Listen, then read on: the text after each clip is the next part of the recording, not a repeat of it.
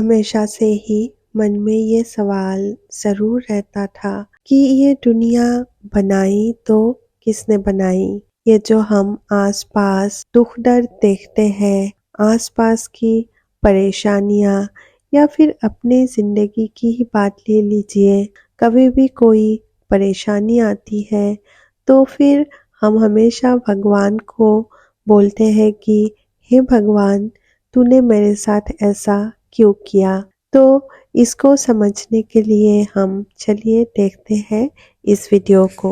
1 minute के लिए सोचते हैं, अगर ये पूरी दुनिया भगवान की मर्जी से चल रही होती, अगर हम सबका भाग्य परमात्मा लिख रहा होता, अगर इस सृष्टि का भाग्य परमात्मा लिख रहा होता, तो एक वर्ड में सोचो, ये दुनिया कैसी होती?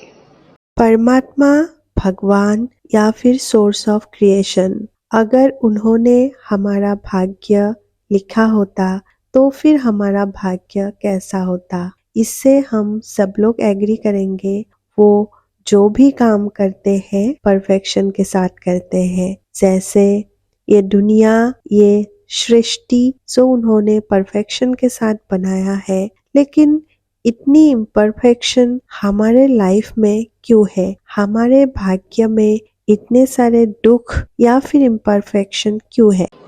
भगवान भी क्या, अगर ये दुनिया हम में से किसी की भी मर्जी से चल रही होती, तो आप में से कोई लिखता कि भूकंप आए और इतनी आत्माओं के भाग्य में दुख लिख कर चला जाए? लिखता आप में से कोई ऐसे भाग्य में? लिखता क्या? एक एक केस जो आपके सामने आता है, क्या आप वो केस किसी के भाग्य में लिख पाते क्या? यहाँ पर दीदी जी ने क्वेश्चन जो पूछा है वो चिंता करने वाली तो है। अगर हमारा भाग्य भगवान ने लिखा होता या फिर हम कोई भी किसी का भाग्य लिखते तो इतनी सारी बुराइयां तो नहीं लिख पाते। हम अगर किसी का भाग्य लिखते, अपना भाग्य लिखते, इस दुनिया का भाग्य लिखते, तो हम कैसी दुनिया बनाते? परफेक्ट दुनिया बनाते। वो अगर हम सबका भाग्य लिखता तो कैसा भाग्य लिखता?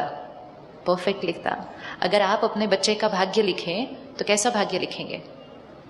यहाँ पर दीदी जी बोल रही है कि एक पेरेंट अगर चाइल्ड का भाग्य लिख पाते तो फिर कैसा भाग्य लिखते। ये एग्जाम्पल उन्होंने इसलिए दिया क्योंकि हम भगवान को अपना पेरेंट मानते हैं। वो हमारे परमपिता है, हमारे सोल फादर है। 1 मिनट मंदिर माइंड में अपने बच्चे का भाग्य लिखें जरा। सेहत कैसी होगी? परफेक्ट। थोड़ा सा बुखार तो, थोड़ा कभी कभी, थोड़ा तो बीमार कभी कभी होना चाहिए, नहीं होना चाहिए। पढ़ाई कैसी होगी? क्लास में उसका रैंक कौन सा आएगा? सी कितना इजी है किसी का भाग्य लिखना। 2 मिनट भी सोचना भी नहीं पड़ता, बिना सोचे हम भाग्य लिखते जाएंगे। रिश्ता कैसा होगा? परफेक्ट। आगे उसकी फैमिली कैसी होगी? परफेक्ट। करियर कैसा होगा? परफेक्ट। परफेक्ट के नीचे कुछ लिख ही नहीं सकते हम। अगर हमारे 2-3 बच्चे हैं, एक बहुत आज्ञाकारी है, एक थोड़ा मस्ती वाला है, नटखट है, दोनों का भाग्य लिखेंगे, कैसा लिखेंगे? एक का थोड़ा ज़्यादा परफेक्ट, एक का थोड़ा कम? नहीं, कैसा लिखेंगे? इक्वल। ये सिंपल लॉ है, तो सिंपल लॉजिक है। कितनी सिंपल लैंग्वेज में दीदी ने समझाया कि कैसे लॉजिकली हम ये सोच सकते हैं कि अगर किसी के पास 2 बच्चे होते हैं जिसका नेचर ऑपोजिट है, एक नटखट तो एक बहुत ही शांत स्वभाव का, तो भी हम एज ए पेरेंट दोनों के लिए अच्छा ही चाहेंगे और दोनों का भाग्य अगर लिखने का मौका मिले तो सेम ही लिखेंगे हम लोग। किसी के लिए अच्छा या फिर किसी के लिए बुरा हम लोग नहीं चाहेंगे। एज ए पेरेंट हम लोग ये नहीं कर सकते। ये सिंपल लॉजिक है। इसके लिए ज़्यादा मनन करने की भी ज़रूरत नहीं है। अगर पेरेंट बच्चे का भाग्य लिखेगा, परफेक्ट लिखेगा, इक्वल लिखेगा, कोई पार्शियलिटी नहीं होगी, किसी को कम किसी को ज़्यादा। अगर परमात्मा हमारा भाग्य लिखेगा, परफेक्ट लिखेगा, और सेकंड रूल कैसा लिखेगा? इक्वल लिखेगा। आज हमारा भाग्य ना परफेक्ट है और डेफिनेटली ना इक्वल है। परमात्मा या फिर जो सोर्स ऑफ क्रिएशन है वो अगर हमारा भाग्य लिखते तो फिर उधर हर जगह परफेक्शन होती। अगर उन्होंने नहीं लिखा है तो फिर डेफिनेटली इम्परफेक्शन होगी ही होगी, क्योंकि perfection is intelligence and intelligence is God. ना इक्वल है। जब ये भूकंप हुआ तो बहुतों ने कहा कि भगवान किस बात से नाराज है। कि भगवान हमें अपना घर बनाने में पूरी जीवन लग जाती है और आपने 2 मिनट में, तो मतलब घर मेरा तोड़ा तो किसने तोड़ा? हम सोचते भी नहीं है, जो सुना वो बोल देते हैं वापस, है ना। सोचो ना, जब हम किसी के लिए ऐसा कुछ नहीं कर सकते, वो प्यार का सागर, कल्याणकारी, क्षमा का सागर, सर्वशक्तिवान, वो ऐसा क्यों करेगा?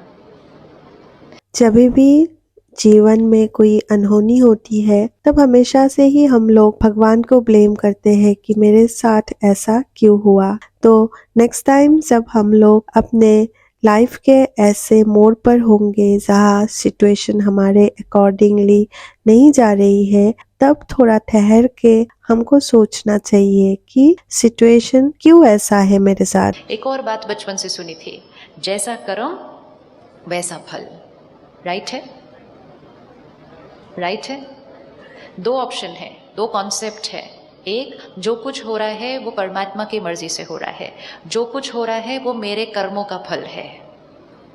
2 कॉन्सेप्ट है, दोनों में से चेक करना है कौन सा राइट है, कौन सा नहीं। हम सभी लोगों ने ये कॉन्सेप्ट तो सुना ही होगा कि जैसा कर्म वैसा फल, या फिर जो भी हो रहा है भगवान की मर्जी से हो रहा है।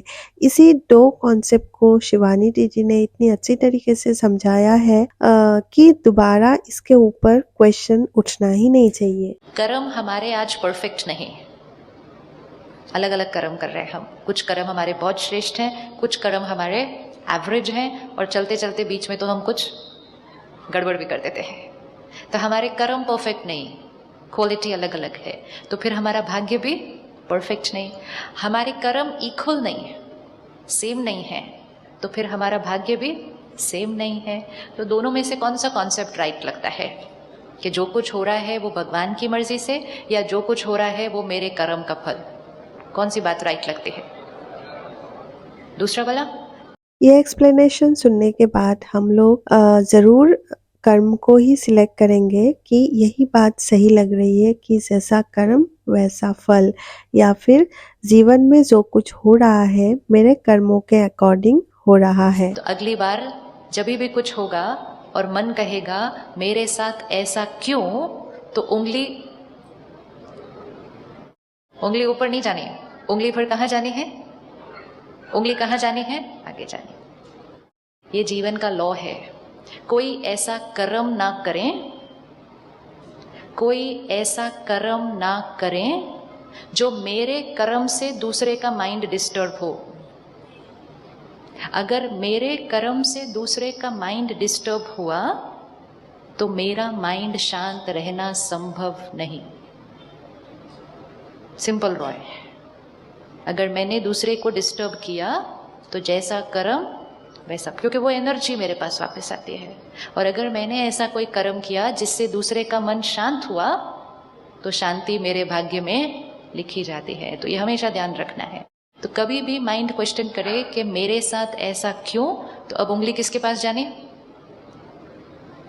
उंगली किसके पास जानी? अपने पास। लाइफ के ये 2 बड़े कॉम्प्लिकेटेड कॉन्सेप्ट को शिवानी दीदी ने बहुत ही सिंपल लैंग्वेज में समझाया, जो कि कोई भी लोग समझ सकते हैं अगर ये वीडियो देखेंगे। जैसे जैसा कर्म वैसा फल, या फिर हमारा भाग्य परमात्मा लिखते हैं।